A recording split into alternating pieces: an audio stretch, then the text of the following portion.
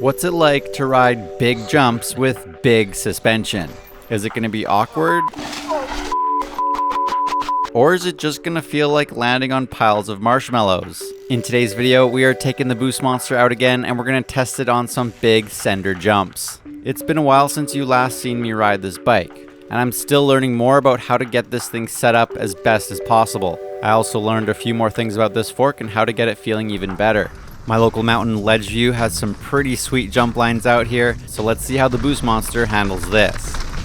Hey guys, how's it going? We are here at DePlow, my local jump trail. We've got the big long jumps out here. We've got the 35-footer up there, 45-footer right here. Got this sweet wood jump we built, what was it, a year ago? And you know what? It's been a while since I've hit the 45-footer. I think it'll be fun to hit it on this bike. You may also notice I've got a 360 camera right here, so I'm trying this out for the first time. Otherwise, I've got my Hero 10 right under the visor. Otherwise, let's take a look at what we've done to this bike.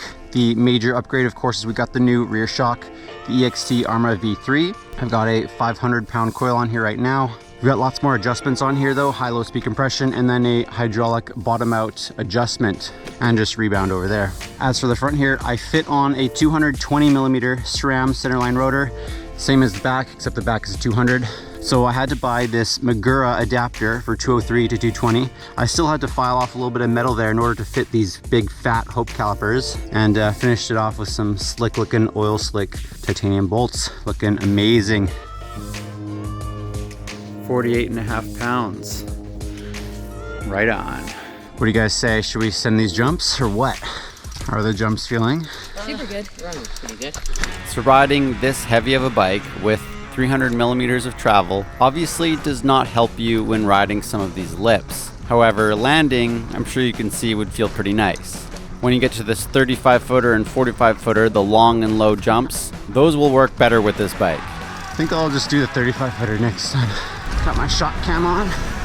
Now the wheelbase of this Boostmaster is about 1228mm. That's just slightly less than my Rocky Mountain Maiden. You can see that it's not very long, which means it can handle some of these shorter, steeper lips. If the bike was longer, like I would prefer it to be, it would make it a bit harder to ride some of these lips. Sick. 35-footers, so chill. So then I gotta hit the wood jump. Pretty simple. At the same time, I'm also testing to see how well the shock is set up for me. I may even want a stiffer spring. Whoa! So I definitely bottomed out here on this wooden jump. It's a pretty flat landing, so I'm not really surprised. And I landed far off. Might have been around here, or maybe it was like here. I went so high up. Whoa!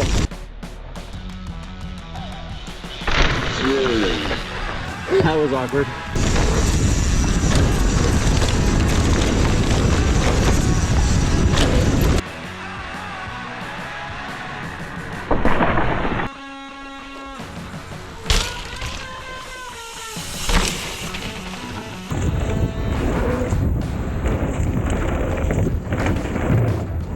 Whoa, whoa!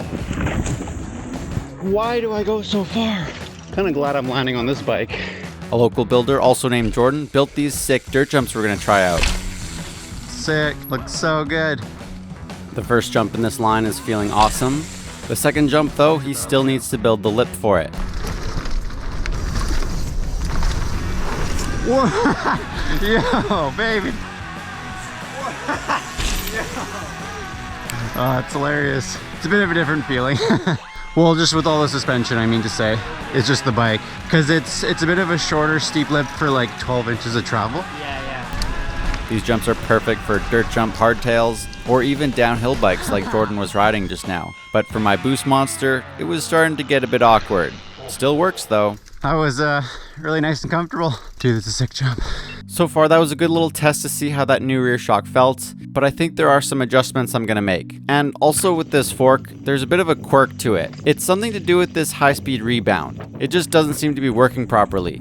I don't know if that's because of something messed up inside, or if that's just how the fork is. Also, I found that the first bit of travel wasn't the smoothest. Almost like there's not enough oil in it. So I'm trying to do a few comparisons here between my Super Monster versus the regular Monster teeth. And the regular Monster is pretty much in mint condition as far as I can tell. So I'm trying to recreate these fast impacts to see if my regular Monster has the same high-speed rebound issue that my Super Monster has. It may not be the best comparison though, because the regular Monster has a bit too soft of a coil spring in there, while the Super Monster has a bit too stiff of a spring in there. So this is the compression side here. It feels very smooth, but as you can see, there's zero rebound damping. This is what rebound damping looks like.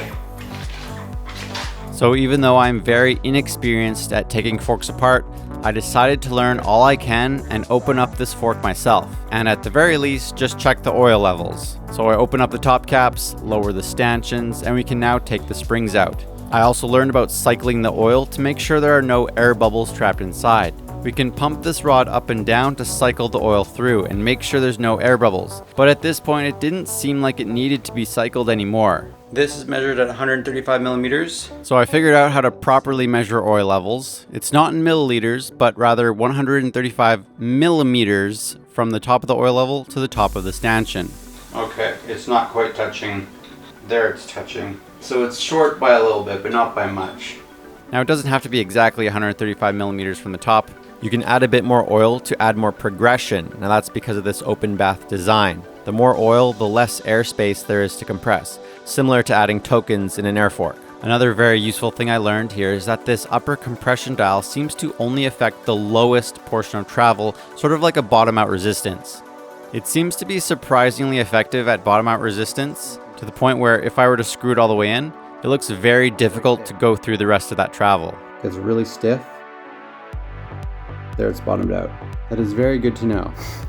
All right guys, so I just opened up my rebound side here, and then I'm measuring the oil with this. It is definitely low. Okay, so I'm not even touching the bottom yet. This thing's all the way in, so definitely there is not enough oil. That could be a solution to one of my problems.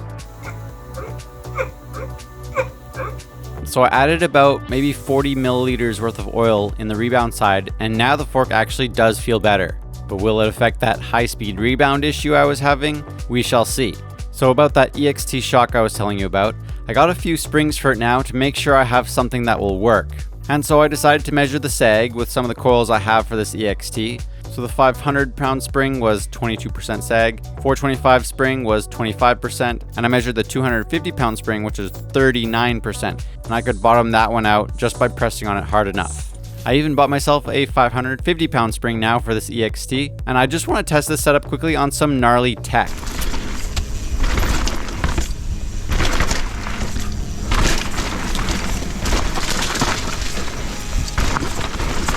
So for this test, I'm basically just trying to see if this 550 pound coil is going to be right for me, and also see if this fork has any weird quirks in it since putting more oil in it. So far everything's been feeling quite good. The occasional rock here and there felt a little bit funny, and I did bottom out the rear shock from landing this drop since it is to flat anyways. That seems to be the only time I bottomed out this whole trail. I think everything's looking pretty good. So the rebound issue I've been having with this fork is when you smash into something fast enough and hard enough, the fork wants to rebound back extra fast. It's almost like there's barely any rebound damping if the fork impacts something fast enough, which I think you can understand would become a problem. Now, as I'm riding it down here, I don't really feel that very much, but there are specific times when it comes up and it's a real issue. Oh wow. That was cool. Now that everything is riding better than ever, let's go back and hit that 45 footer. Let's see how good this suspension feels on that landing. Whoa, what the heck? What was that? You could probably hear that in the footage. Whoa, there's like a kong, like a really fast rebound because I smashed on something. It could also just be that I smashed the rim into that root because of low enough tire pressure. This fork is pretty heavy, so I think I need more tire pressure than normal. And then there's like this like dong feeling in the fork. It's that like super fast rebound feeling. When you really smack super fast into something, it feels like the fork wants to rebound back really fast. Strange. Otherwise, man, it's so cushy. It's crazy. Suspension Works added an extra shim in here for a little bit more compression damping. And then they also put the slowest rebound damping in here. And even then, I still have it to the second from slowest setting here. Otherwise, the shock feels really good. Let's hit some big jumps.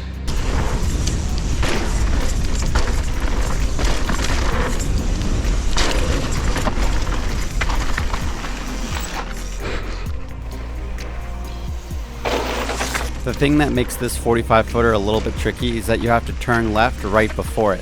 There's also a few roots sticking out of the ground before the lip, so I just got to make sure I've got the right line. This bike is not good for doing quick adjustments.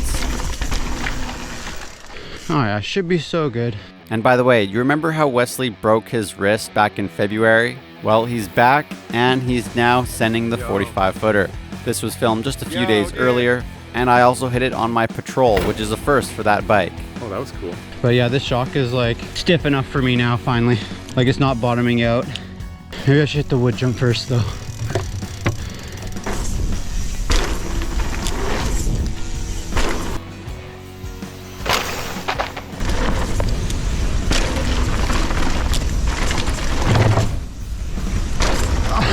Yeah, baby! Yeah, baby! Yeah, that was actually really sick. Oh yeah, these brakes are really good too. I can stop so easily here. 45 footer. Think we can do it, huh? It's really just making sure we can do that turn perfectly and smoothly.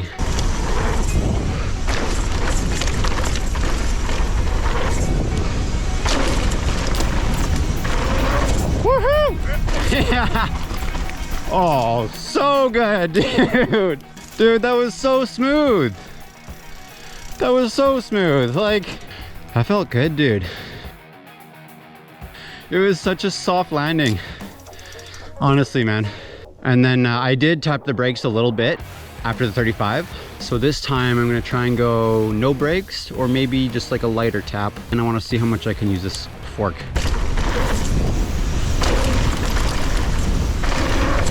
Oh, oh, oh my freaking goodness. Oh my freaking goodness. I was going off track. Holy crap. Good thing you landed deep, because you landed on the bush over there. Oh, that was awkward, man.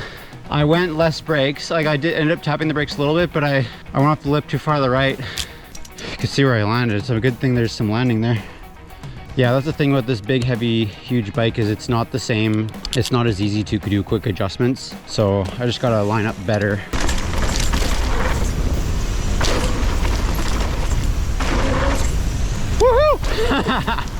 Yeah. Yeah. That was sick. That felt good. I definitely did it better. Like I lined up really nicely. I did it better than that the first two times. Went a bit farther. Looks smooth. Yeah, it was good. I'm still not using much of the fork. Isn't that weird? It's actually kind of frustrating. You have to go bigger. I know. I felt like I might have bottomed the rear out on that though. I am pretty much using all my rear travel, and so you can see it's still a bit lopsided. Ultimately, I would really like softer springs in the fork. That would be the next best option to dial this bike in for me, though I'm not too sure how to find softer Super Monster springs other than finding a way to get them custom made. The next jump I want to show you isn't huge or anything, but it is still a work in progress. It's about a 20-foot gap. This is actually on a new trail that I'm building, so this is just a quick little sneak peek, and I figured why not use this opportunity to test out the placement of the landing. With this much suspension, I can land flat and it'll be just fine. The landing is just a pile of dirt. I was just stomping on it, and it's at least not too soft, but maybe I might huck to flat. We'll see. Oh my goodness. Whoa! Yo, shit! Oh man. That was hilarious, dude. Dude, that was sick. You did it perfect. That was really funny. I tapped the brakes a little.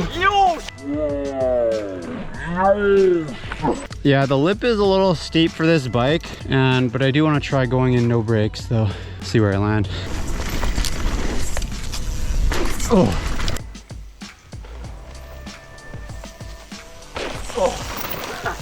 That was cool. So I went farther. That was so comfortable.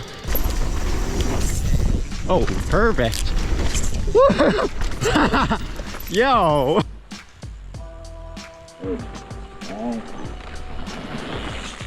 You can just roost into that thing. That's a stoked Boostmaster. I was like trying to bite myself to not touch the brakes because doing a lip like that's a little bit funny on this bike. I'm hyped. But maybe also because of all the travel, it like doesn't pop me as far. Like if I was on my enduro bike with the same speed, maybe I would go farther. Do you think so? I don't know. I really don't know.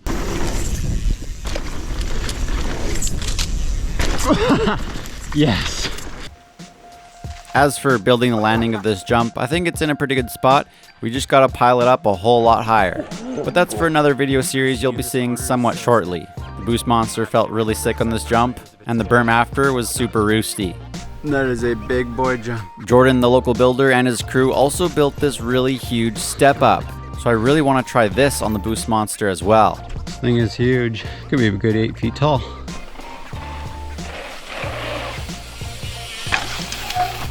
Oh, you go so fast to that. Yeah. Okay. Pretty sick, huh? Oh my gosh, that's Pretty terrifying going that fast. It's my first new feature since a broken wrist. Nice.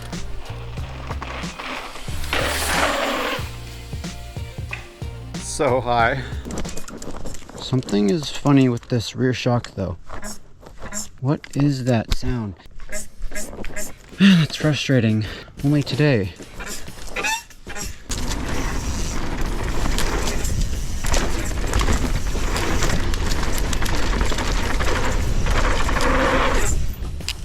Yes.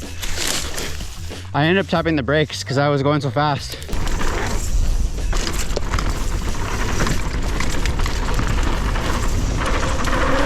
Whoa.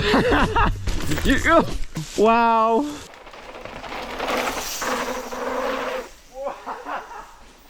That was sick. That was so far. I landed like almost flat. Sends you to the moon. So I think I realized what it is. I think the coil is actually rubbing against that black part of the shock. It doesn't look like it would as of right now. Thing is, as you sit on it, I think the spring is kind of bending a bit, which really sucks. So then it would be rubbing on this lower end. This bike really has been quite the nightmare trying to get it set up with this rear shock, the fork, trying to fix it up. I don't know. It's frustrating. Well, I don't think I'm damaging anything by riding it like this, but otherwise I can try other springs, and also I got my Fox Van R as a backup shock.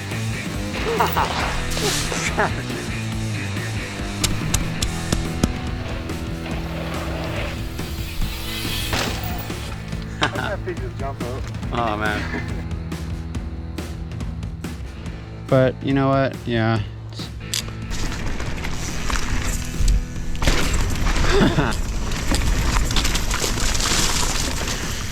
It was like way too chill.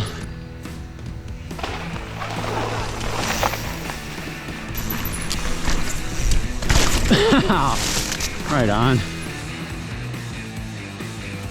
Well, this bike is just getting better and better as I get more experience with it. If you guys want to see a playlist of this entire Boostmaster bike series, I got it in the end cards right here, or just check out more old school content in this other playlist that I've got over here.